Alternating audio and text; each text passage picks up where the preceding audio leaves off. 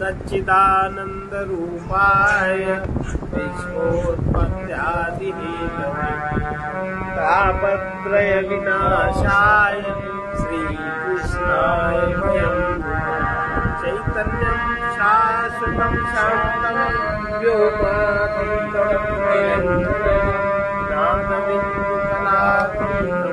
तस्मै श्रीगुरुवे नमः।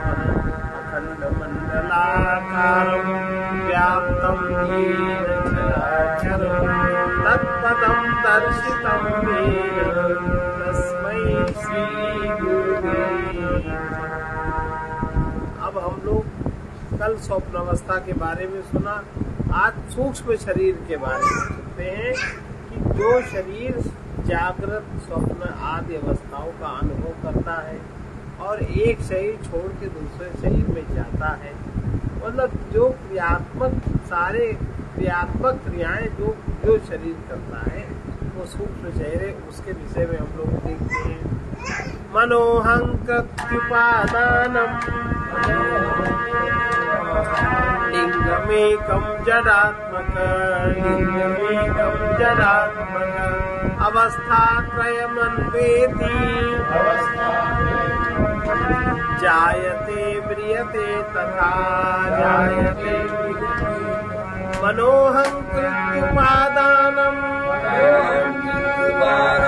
लिंगमेकं जडात्मक अवस्थात्रयमन्वेति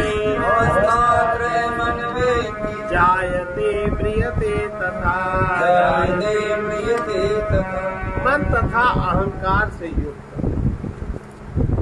मन बुद्धि चित्त अहंकार से युक्त एक जड़ रूप लिंग शरीर जो तीन अवस्थाओं को प्राप्त करता है। ये जो तीन अवस्थाएं सूक्ष्म शरीर को ही प्राप्त होती है। वो जन्म लेता है और मरण को प्राप्त होता है। हमारे स्थूल शरीर के अंदर एक सूक्ष्म शरीर, इसके दो मुख्य अंग हैं। एक अंग है मन और दूसरा अंग है अहंकार। अब अहंकार मन को लेके ही सारी क्रियाएं करता है। अहंकार मन को लेके सारी कर्म क्रिया करता है। अब अहंकार अगर सात्विक है, मन अगर सात्विक है तब तो ठीक, राजसी है तो राजसी, तामसी है तो तामसी। इन्हें यही दो सक्रिय होते हैं। सूक्ष्म शरीर में संपूर्ण 17 अंग, 5 ज्ञानेंद्रियां, 5 कर्मेंद्रियां, 5 प्राण, मन और अहंकार।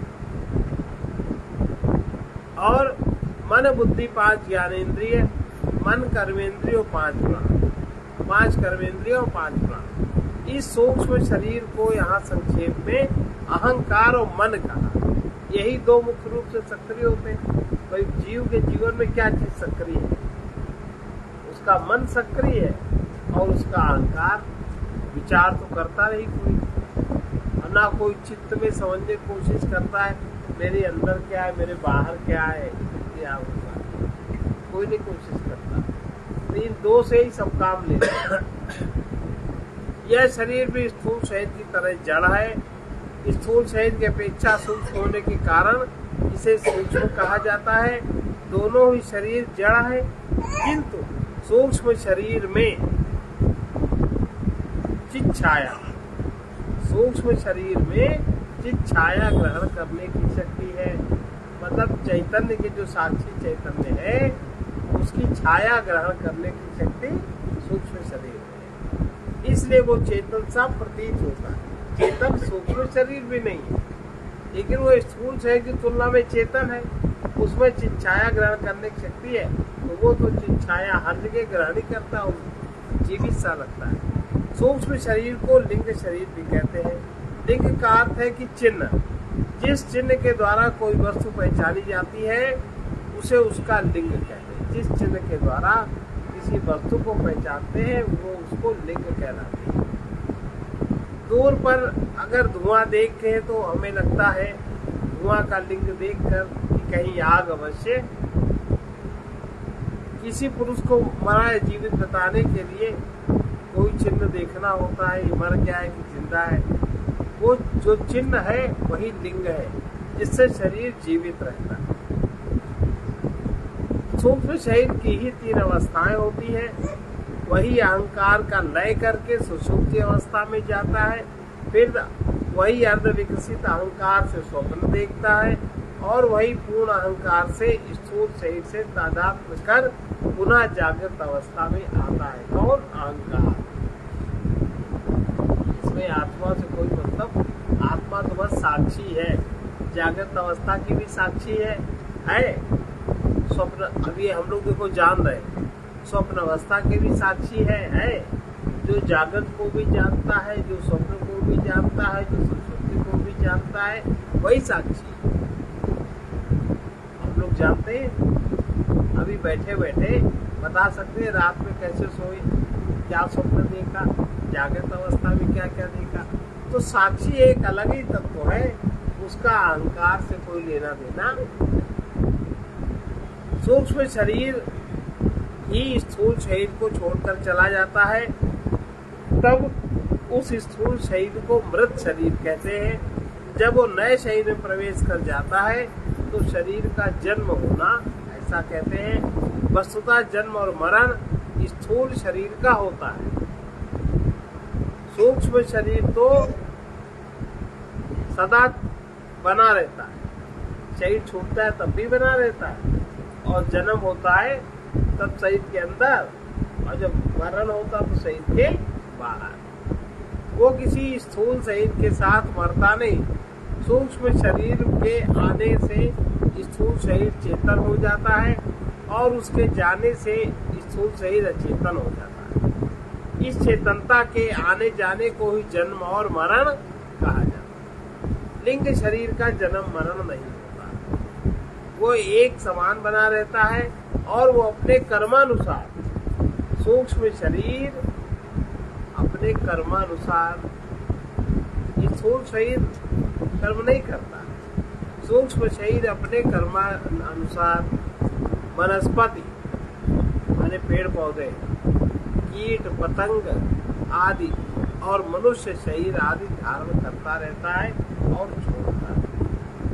तो ये बिल्कुल नहीं समझना चाहिए कि मनुष्य बनने के बाद कोई कीट पतंग नहीं बनेगा।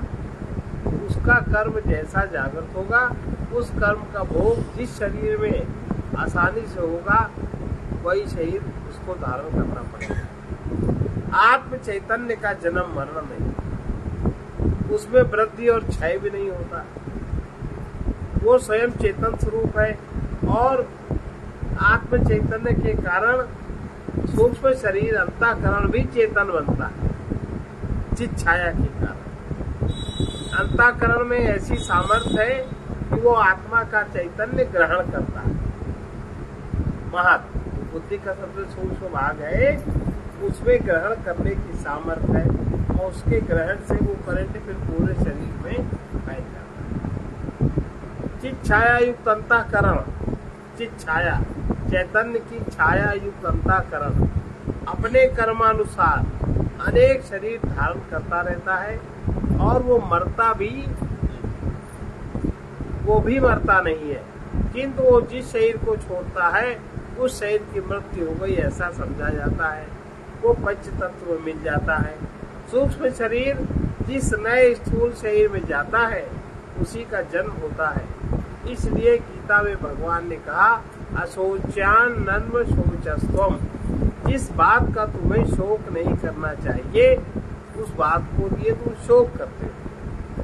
शाश्वत अनंत आत्मा कभी मरता ही नहीं है, उसे कोई रोग दोष या दुर्बलता भी नहीं आती, वही अपना सत्य स्वरूप है। लेकिन जो इस सत्य स्वरूप को जानेगा वो तो उसका लाभ उठाएगा, और जो जानेगा ही नहीं, जो मनोरंजन में ही लगा रहेगा, मन जिससे खुश हो, मन जिससे नाखुश हो, जो उसमें लगा रहेगा, तो वो कहाँ जानेगा अपने शरीर, जान ही नहीं सकता। इसलिए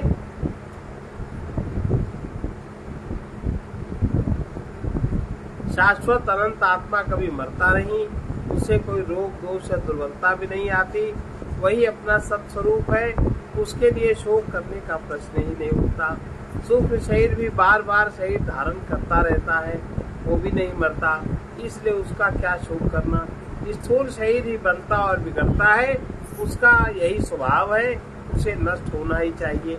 अन्यथा बहुत वृद्ध होने पर स्थूल शरीर भार बन जाता है।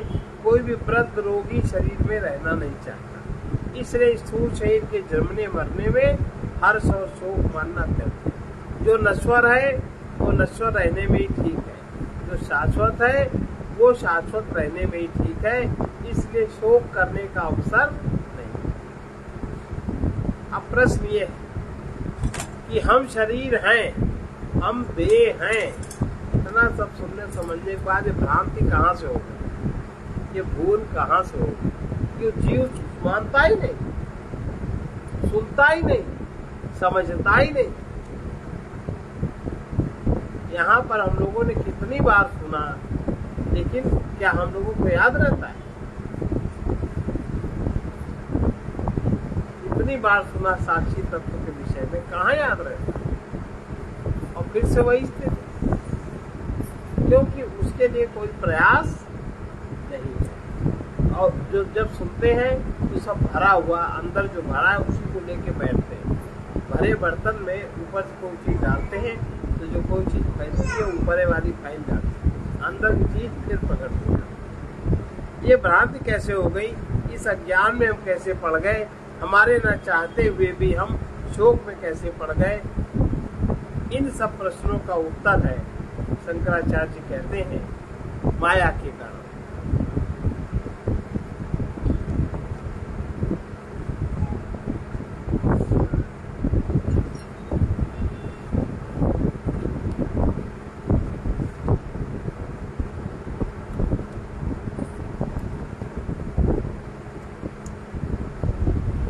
शक्ति द्वयम हि मायाया विक्षेपावृत्ति रूपकम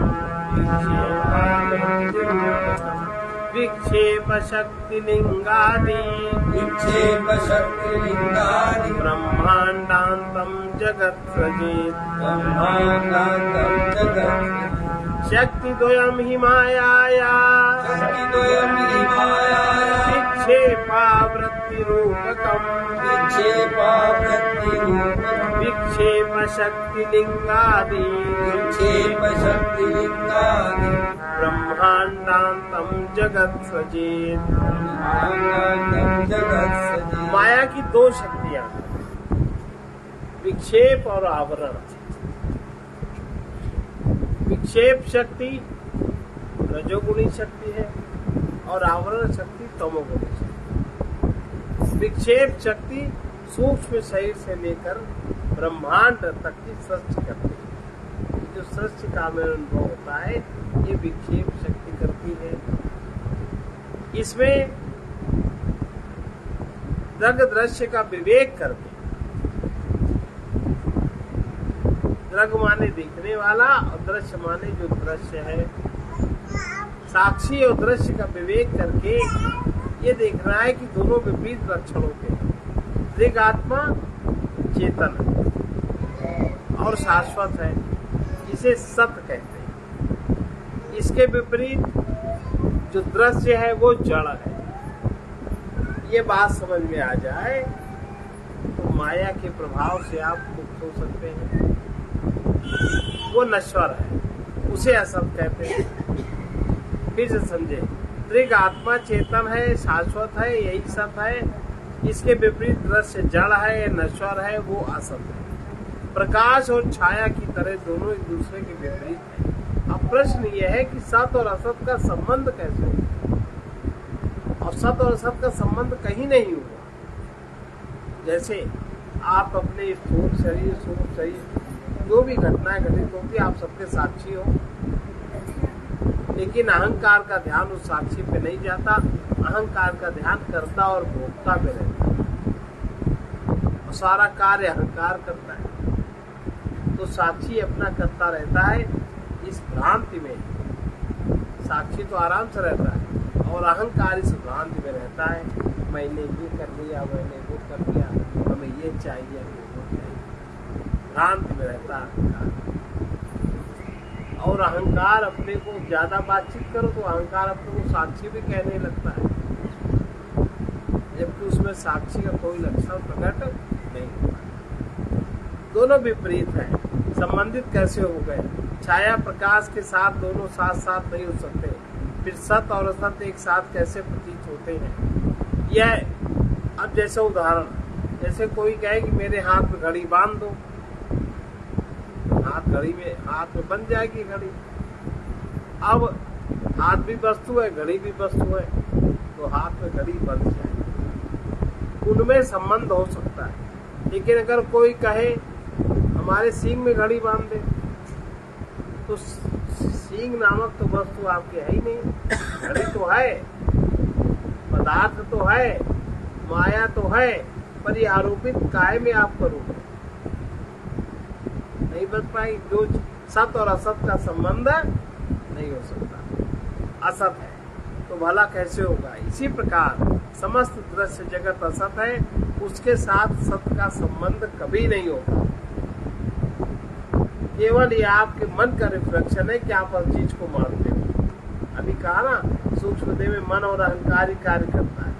केवल आप एक न्यूज, हर चीज आपका मन फेंकता रहता है और आप फेक न्यूज में बंधे रहते हैं। फेक न्यूज, ये जो असत जगत है उसके साथ सत्य का संबंध कैसे हो सकता है? नहीं हो सकता। फिर भी प्रतीत तो यही होता है, जड़ और चेतन में सत्य या असत में संबंध हो गया है, एक गांठ पड़ गई है और उसका कारण आपका मन है। इसलिए साधु महात्मा शास्त्र संत सब यही कहते हैं कि मन के घोड़े से उतर के चलो, मन को महत्व मत दीजिए, मन की बात मत मानिए, और मन की बात मानेंगे तो रिफ्लेक्शन में आप पड़ेंगे। जो कुछ प्रतीत होता है वो सत्य नहीं होता, भ्रम भी हो सकता है। जो बात संभव नहीं होती फिर भी प्रतीत होती है, उसे भ्रांति की। जो बात संभव नहीं है, होती नहीं है और फिर भी प्रतीत होती है, उसी का नाम तो भ्रम है। और उसी भ्रम से हम मोहित हो जाते हैं और उसी को पकड़े रहते हैं, हम उसी से मोह करते हैं। इसी का नाम मोह, भ्रम को पकड़े रहना, भ्रम में ही जीवन जीना, उसी को मोह कहते हैं और उस मोह को हम छोड़ना नहीं चाहते। ये जो बात संभव नहीं होती फिर प्रतीत होती है, उसे भ्रांति कहते हैं। और भ्रांति होती है अज्ञान के कारण, और अज्ञान ही माया है। अज्ञान माया, आवरण। बिना समझे एक समस्या, बिना समझे माया एक समस्या दिखाई देती है, किंतु विचार जब किया जाता है उस पर तो कोई वो समस्या नहीं। कुछ न होते हुए भी वो समस्त संसार की रचना इसी प्रकार से करती है। जो वस्तु हो नहीं सकती फिर भी हुई, और हुई नहीं फिर भी प्रतीत होती है, ये माया का कार्य है। वो माया समझने की वस्तु नहीं है और ना ये वास्तव में है, ना ये कुछ कर सकती है। यदि कोई कहता है कि मुझे माया का स्वरूप समझ में नहीं आता, तो उसका कहना ठीक है, समझ ही नहीं पाएगा माया क्या है, उसे माया समझ में नहीं आनी चाहिए। यही माया की विशेषता है कि वो समझ में ना आए। यदि समझ में आ जाए तो माया नहीं कुछ और ही होगी। ये माया ज्ञान स्वरूप है, जैसे रस्सी अज्ञान के कारण सर्प प्रतीत है। सर्प आपके मस्तिष्क की उपज है, सर्प रस्सी में नहीं है, कभी नहीं था ना अभी। तो जगत में माया नहीं है, माया केवल आपके अंदर से प्रकट होती है और आप उसके अनुसार जगत को देखते हैं। माया अज्ञान स्वरूप है, जैसे रस्सी के अज्ञान के कारण सर्प की प्रतीत होती, वैसे माया संसार की प्रतीति उत्पन्न करती है। यद्यपि रस्सी से सर्प उत्पन्न नहीं हो सकता और सर्प उत्पन्न भी नहीं हुआ है, किंतु सर्प आपको प्रतीत, सबको प्रतीत नहीं होता। जिसकी माया छूट गई उसे कहाँ माया प्रतीत होती है?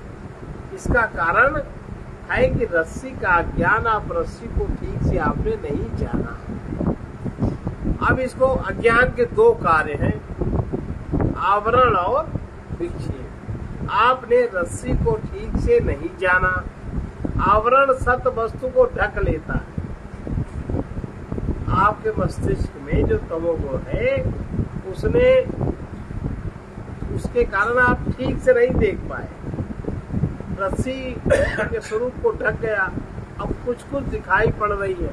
भाई जब तमोगुण अंतःकरण में है तो साफ प्रकाश नहीं आ रहा है आपकी इंद्रियों में। इंद्रियां किसी पदार्थ को ठीक से नहीं समझ पा रही, उसके स्थान में वो वस्तु दिखाई नहीं देती, उसके स्थान में किसी भिन्न वस्तु की कल्पना हो जाती है। वो कल्पित वस्तु भी अज्ञान का ही कार्य है।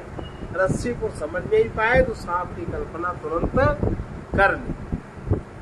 जो अज्ञान का कार्य, कल्पित वस्तु जो अज्ञान का कार्य है, इसी का नाम विक्षेप है। आवरण का कार्य है उस वस्तु को ढक देना, और विक्षेप का कार्य उसमें दूसरे वस्तु की कल्पना करना। इसे विक्षेप कहते हैं। यदि अज्ञान से रस्सी के स्थान में सर्प दिखाई देता है तो पहले अज्ञान रस्सी को ढकता है, ये आवरण, और फिर सर्प की कल्पना करता है। तो जो कल्पना हुई है विक्षेप, और यही दो माया की कार्य है। इस प्रकार माया ब्रह्म रूप सत वस्तु को आवृत कर समस्त संसार का प्रक्षेपण कर देती। अब जगत में जो ब्रह्म सत्ता है, जो ब्रह्म शक्ति है, उस पर आप जगत को जगत के अनुसार समझते हो कि अपने अनुसार समझते हो? अपने अनुसार समझते। जैसे हम लोग कहते हैं सूर्य उगा, सूर्य कभी उगता है क्या? सूर्य अस्त हुआ, सूर्य कभी अस्त होता है क्या? तो ये इसी प्रकार माया ब्रह्म रूप, माया जगत में आपके सामने जब कोई परिस्थिति आती है, सभी सामने आती है, तो ये हम लोग कहाँ कहते हैं ये परिस्थिति अपने कर्मों का परिणाम है। ये इनके कारण ऐसा हो गया, ये ऐसा ना किया होता तो ऐसा ये ना होता। अब ढक लिया सब स्वरूप को, भाई जो आपके अंदर चीज रखी वही तो बाहर निकलेगी। अब दूसरे के कारण, अब उसके कारण से अन्य कर्म और बन गए, ठीक से उस बात को नहीं समझा, अनेकों कर्म बना लिए, इतने कर्म बना लिए। अब जितने कर्म बनाए हैं सबका भोग तो अब वो भी कर्म पकेंगे, वो भी आएगा सामने। अब बना लिया,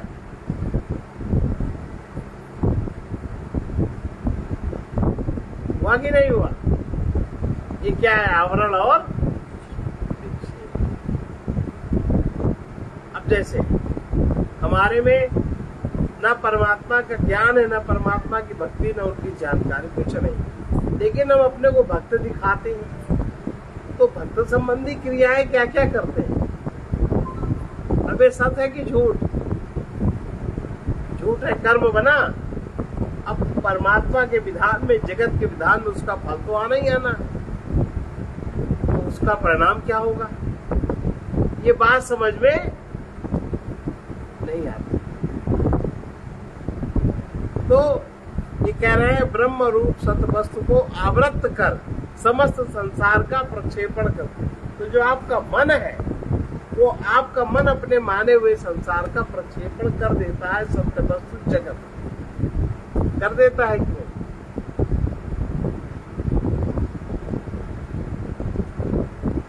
ये क्या है? मोह और भ्रम। मोह माने आवरण, और आवरण कोई और कल्पना माने भ्रम। ये हम लोग के जीवन में रहता कि नहीं रहता? और अगर हम यथार्थ रूप से देखें तो कोई समस्या नहीं। कम से कम अन्य हम गलत कर्म तो नहीं कर पाएंगे। फिर जो परिस्थिति आई है उसका उपचार करें, उसका निवारण करें, पर किसी जीव को उसमें न डालें, उसके ऊपर आक्षेप न करें, कर नहीं बनेगा। और परिस्थिति है, निवारण तो करना ही पड़ेगा आपको, जितना कर सकते उतना करेंगे। ये ब्रह्म रूप सत वस्तु को आवृत कर समस्त संसार का प्रक्षेपण करती है, और संसार के अंतर्गत क्या क्या आता है। संसार के अंतर्गत सबसे पहले आपका मन,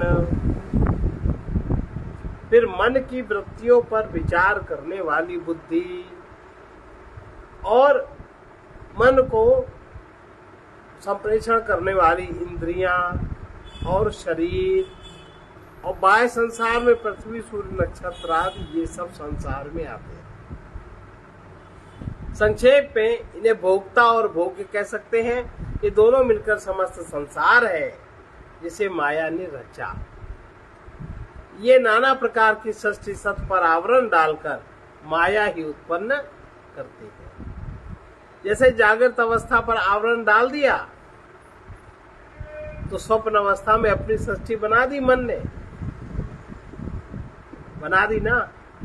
और जागते रहे तो स्वप्न हम नहीं देख सकते। अगर हम जाग जाएं तो ये माया का प्रभाव हम पर नहीं हो सकता। जागेंगे, जागने का लक्षण है सबसे पहले हमें मन अपना समझ में आ जाएगा, और मन से संबंधित जो इंद्रियां जो मन में खड़बड़ उत्पन्न करती वो समझ में आ जाएगा।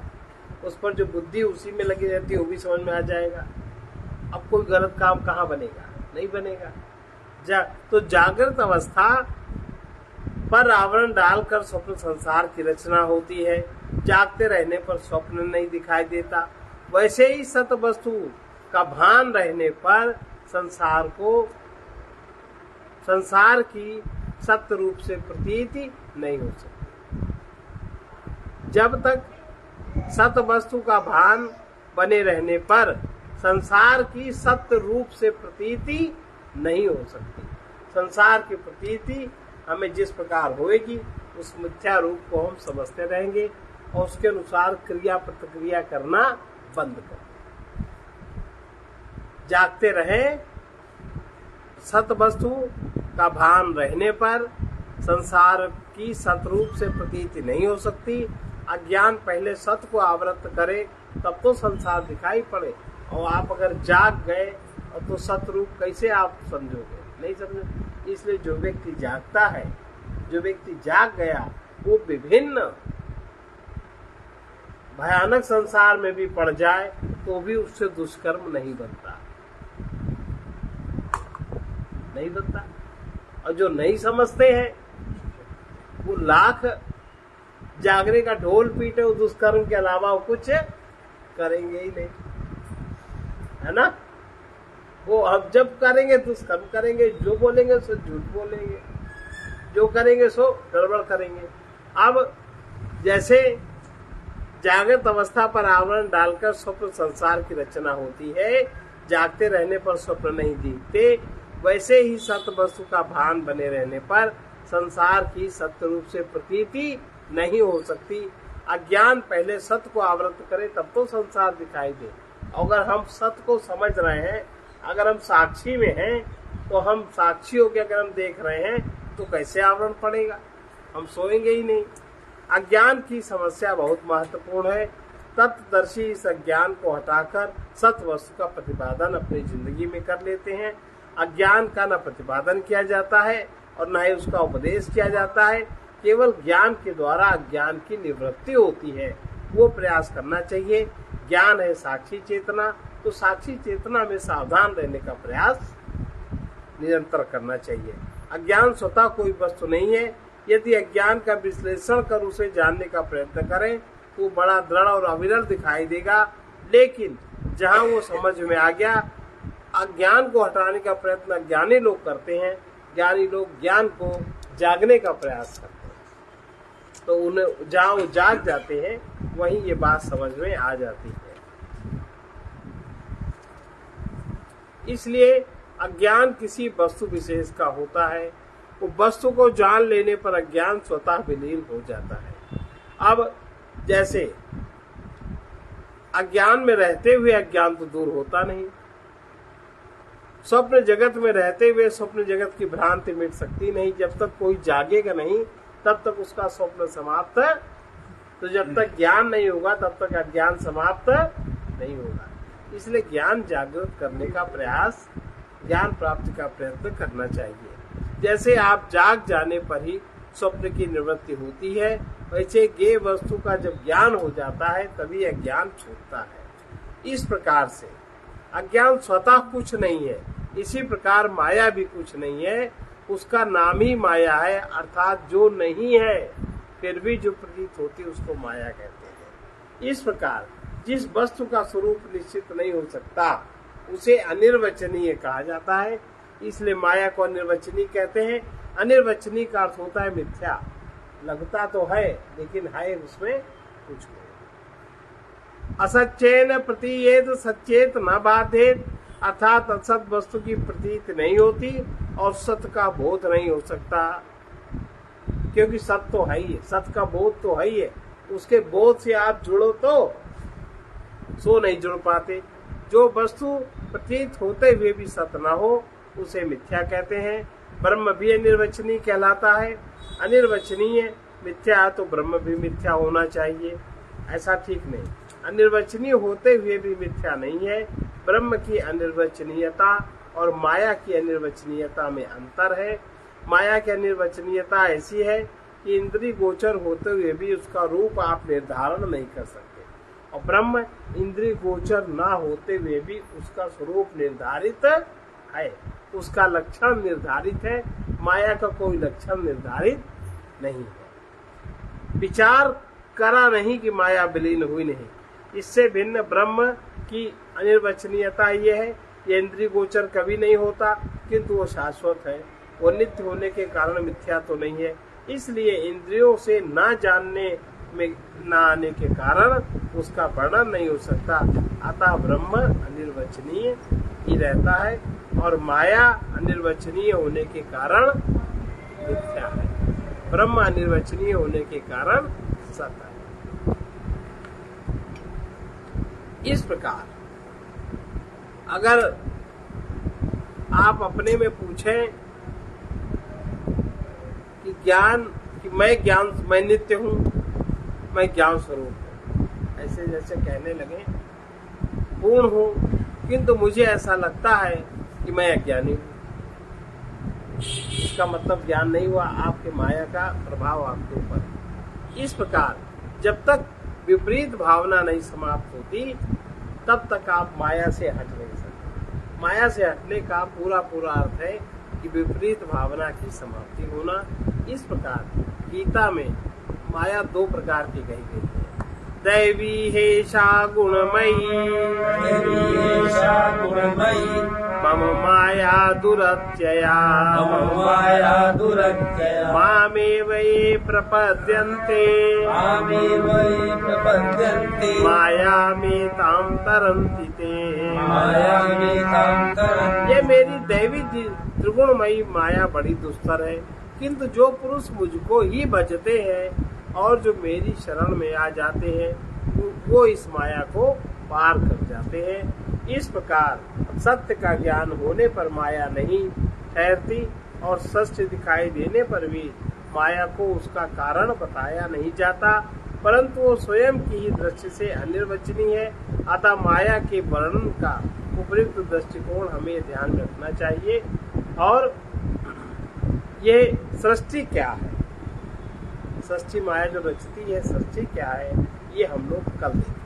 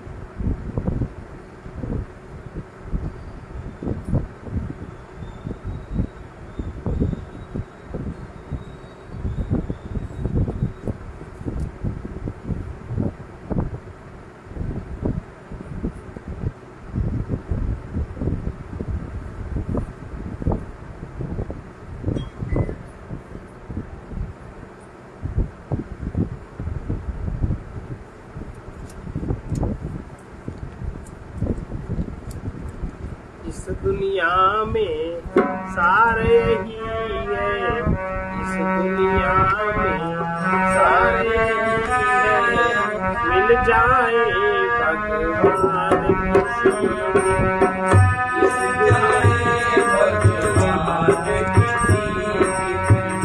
दुनिया में सारे ही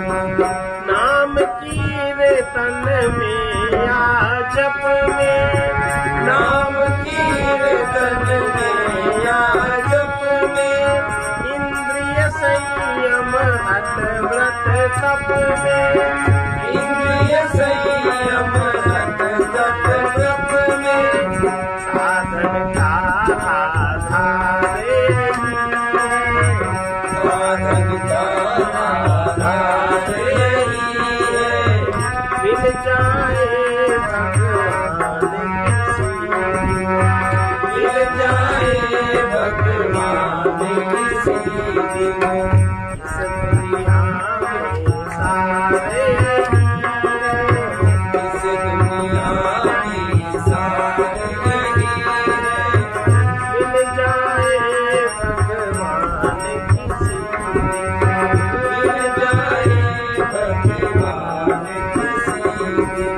तीर्थ धाम में दान धर्म में, तीर्थ धाम में दान धर्म में, योग यज्ञ निष्काम कर्म में, योग यज्ञ निष्काम कर्म में, पापों से उद्धार यही है, पापों से उद्धार यही है, मिल जाए भगवान किसी, मिल जाए भगवान किसी दिन, इस दुनिया में सारे यही है, इस दुनिया में सारे यही है, मिल जाए भगवान किसी दिन, मिल जाए भगवान किसी दिन। चतुर शिरोमणि पंडित ज्ञानी, चतुर शिरोमणि पंडित ज्ञानी, निश्चल चित अभ्यासी ध्यानी, निश्चल चित अभ्यासी ध्यानी, भक्तों का उद्धार यही है, भक्तों का उद्धार यही है, मिल जाए भगवान किसी, मिल जाए भगवान किसी दिन। अपने सर्वस जीवन धन से, अपने सर्वस जीवन धन से, कर्मों से वाणी से मन से, कर्मों से वाणी से मन से, पथ में पथिक पुकारे यही है, पथ में पथिक पुकारे यही है, मिल जाए भगवान किसी दिन, मिल जाए भगवान किसी दिन, इस दुनिया में सारे यही है, इस दुनिया में सारे यही है, मिल जाए भगवान किसी दिन, मिल जाए भगवान किसी। परमात्मा के नित्य योग में आनंद है, सांसारिक भोग में सदा न रहने वाला सुख है। सुख पराश्रय से मिलता है, आनंद स्व में होकर सत्याश्रय से सुलभ रहता है। सुख को बाहर खोजना पड़ता है, आनंद को भीतर खोदना पड़ता है। सर्वे भवन्तु सुखिनः, सर्वे सन्तु निरामया, सर्वे भद्राणि पश्यन्तु